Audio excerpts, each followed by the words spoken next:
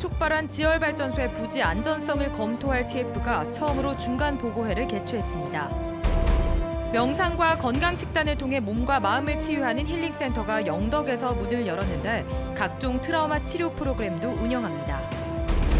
자치단체에서 일본 전범 기업들의 제품 구매를 제한하는 조례 제정 움직임이 전국적으로 확산되고 있습니다. 여러분 안녕하십니까? 포항 지진을 촉발한 지열발전소의 부지 안전성을 검토할 TF가 처음으로 시민들에게 중간 보고회를 개최했습니다. 지열 발전을 위해 주입했던 수천 톤의 물과 주입공을 어떻게 처리할지도 관건인데 그대로 두는 것이 오히려 안전하다는 주장이 나왔습니다. 김기영 기자가 보도합니다. 해외 교수 3명 등 17명으로 구성된 포항 지열발전 부지 안전성 검토 TF가 첫 중간 보고회를 개최했습니다. 지열발전소 지하에 남아있는 6천 톤의 물과 2개의 주입정관을 어떻게 처리할지가 가장 큰 과제인데 명확한 결론을 내리지 못했습니다. 스위스 바젤의 지열발전소도 그대로 두고 있고 안정화 단계에 접어들었는데 굳이 뽑을 이유가 있겠냐며 부정적인 견해도 제시됐습니다. 땅이 반응해서 조금 더 안전한 상태로 가려고 하는데 또다시 우리가 인위적으로 변화를 주는 것이 과연 옳으냐 하는 것은 지열발전소 주변 17곳에서 관측한 여진 분석 결과도 나왔는데 2017년 11월 15일 이후 무려 5,308회에 이른 것으로 분석됐습니다. 전문가들은 이 일대에 단층대가 존재하고 지열발전에 의해 지진이 발생했다는 확실한 증거라고 밝혔습니다.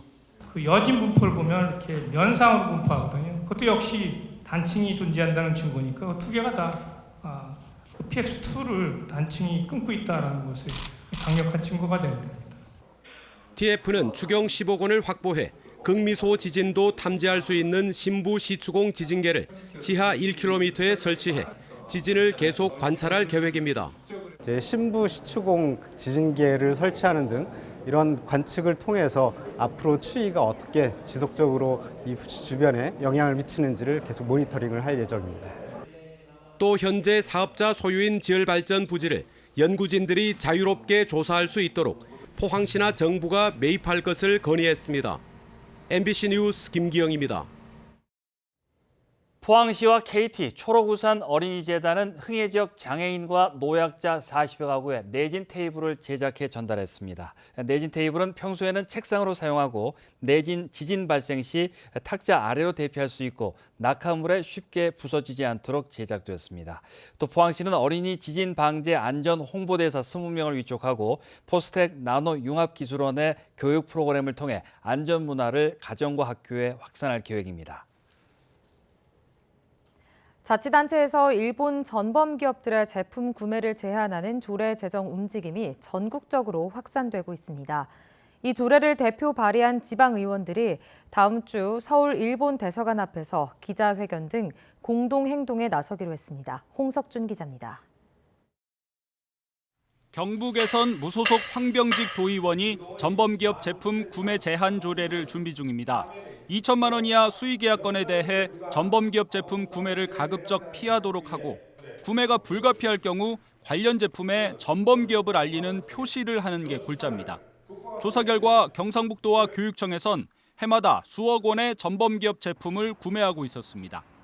경상북도에서는 디지털 카메라, 또 카메라용 렌즈, 플래시 악기 등 전체적으로 한 44건 정도를 구입해서 하고 있고 도교육청에서는 이거보다 훨씬 더 많은 약 한 88건. 조례 제정 움직임은 일본의 무역 보복이 현실화되면서 한 달 만에 전국 17개 시도 전체로 확산됐습니다. 특히 서울시에선 구매 제한 범위를 수의계약뿐만 아니라 일반 입찰까지 확대하는 조례안이 올라와 있는 상태입니다. WTO 협정에선 정부 조달 개방 범위를 3억 1천만 원 이상으로 규정한 만큼 그 미만 금액의 입찰에선 전범 기업을 규제할 수 있다고 해석했습니다. 전국 17개 강력시도에서 동시에 시작하게 되면은 1년에 최소한 5천에서 한 1조 원 이상의 국민 세금은 저는 절약될 거라고 보고 있습니다. 각 지역에서 조례안을 발의한 시도 의원들은 광복절에 맞춰 서울 일본 대사관 앞에서 공동 기자회견도 가질 예정입니다.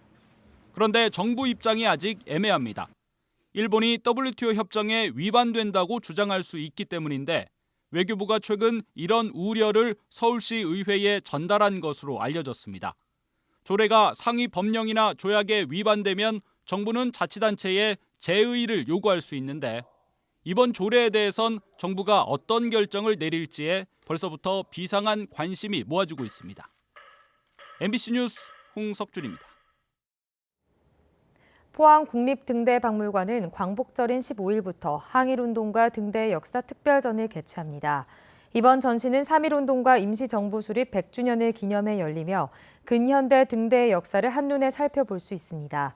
전시 기간 주말에는 선조들에게 보내는 등대 엽서 만들기, 탁상 등대 만들기 등 다양한 행사도 진행됩니다.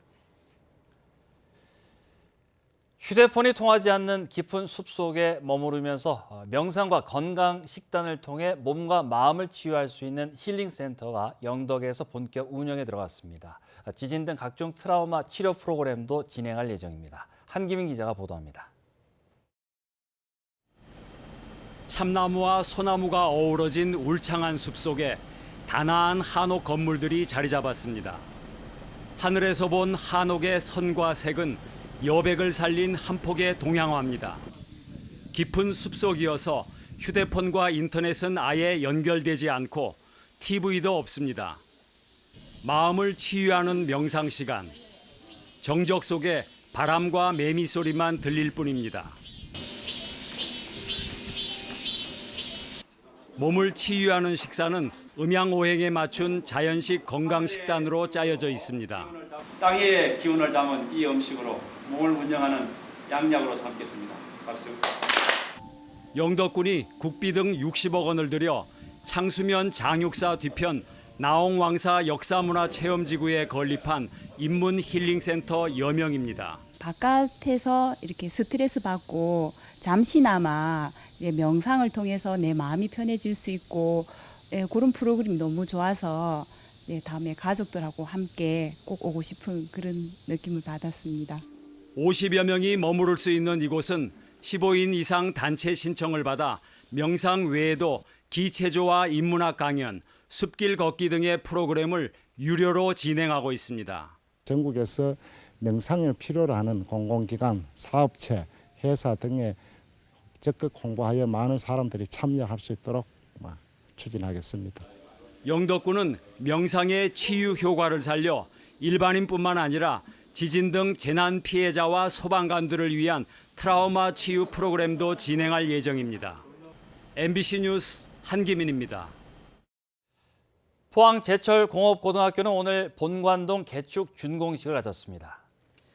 포철공고는 경주 지진과 포항 지진으로 큰 피해가 발생해 구조물 안전 2등급 평가를 받았고 지난해 7월부터 62억여 원을 들여 개축 공사를 실시해 1년여 만에 완공됐습니다. 오늘 오전 6시 50분쯤 포항시 북구 흥해읍 초곡리에서 밭일을 하던 68살 여성 최모 씨가 숨져 있는 것을 남편이 발견해 신고했습니다. 포항 북부경찰서는 남편 진술에 따르면 숨진 최 씨가 나무를 베던 중 넘어지는 나무에 머리를 맞아 숨진 것으로 추정되지만 정확한 사인 규명을 위해 부검을 실시하겠다고 밝혔습니다. 울진해양경찰서 소속 강병민 경장이 최근 중국 청두시에서 열린 제18회 세계 경찰 소방관 대회 팔씨름 종목에서 금메달 2개를 따냈습니다. 강 경장은 3년 전 부상의 아픔을 딛고 지난 5월 국내 팔씨름 국가대표 선발전에서 우승한 데 이어 이번 세계 경찰 소방관 대회 팔씨름 68kg급에서 오른손과 왼손 종목 모두 우승했습니다.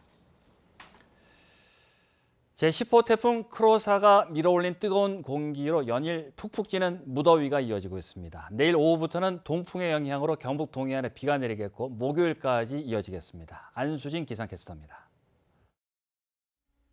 내일은 동풍의 영향으로 경북 동해안에 오후부터 빗방울이 떨어지면서 폭염특보가 해제될 가능성이 있고요. 이 5에서 30mm의 비가 예상됩니다. 제10호 태풍 크로사는 방향을 조금 더 동쪽으로 틀었는데요. 광복절에는 일본 오사카 지역을 관통한 뒤 이후에는 삿포로 부근 해상을 통해 빠져나갈 것으로 예상이 됩니다. 경북 동해안에는 직접 영향을 주지는 않지만 동풍을 강화시키면서 목요일에 강한 바람과 함께 비가 내리겠고요. 간접 영향권에 드는 울릉도와 독도는 금요일까지 비가 내리겠습니다. 자세한 내일 날씨 알아보겠습니다. 내일 흐리고 오후부터 비가 내리겠습니다. 아침 기온 25도에서 27도, 낮 기온은 29도에서 31도입니다. 울릉도와 독도의 하늘에는 구름 많겠습니다. 아침 기온 울릉도와 독도 26도, 낮 기온은 울릉도 29도, 독도 28도입니다. 동해 남부 먼바다에는 풍랑 예비특보가 내려졌고요. 동해 먼바다에는 오후부터 비가 내리겠습니다. 바다의 물결 동해 중부 해상에서 최고 2.5m, 동해 남부 해상에서 최고 3.5m까지 일겠습니다. 비가 오는 동안은 더위가 주춤하겠고요. 비가 그친 뒤로는 다시 더위가 찾아오겠습니다.